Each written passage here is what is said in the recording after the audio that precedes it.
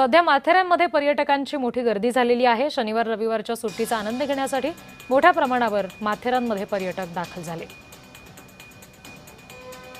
आमच्या प्रतिनिधी सारिका सावंत याबाबत तपशील देत आहेत, बघूया।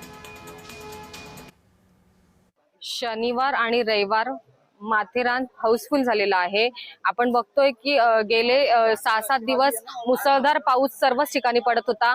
2 दिवस झाले पावसाने सर्वच ठिकाणी विश्रांती घेतलेली आहे, त्यामुळे पर्यटक बाहेर पडलेले आहेत।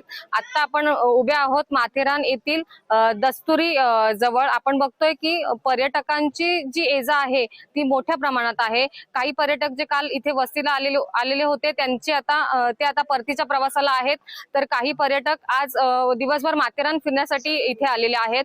त्यामुळे माथेरानचा जो घाट रस्ता असेल तेथे अतिशय मोठ्या प्रमाणात ट्रॅफिक झालेली आहे।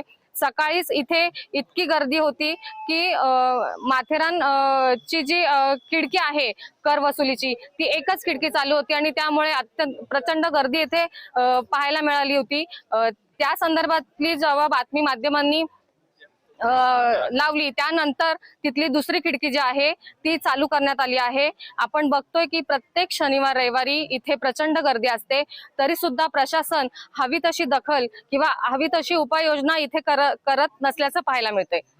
सारिका सावंत, जय महाराष्ट्र न्यूज, माथेरान। या बातमीसह बुलेटिनमध्ये इथेच थांबते।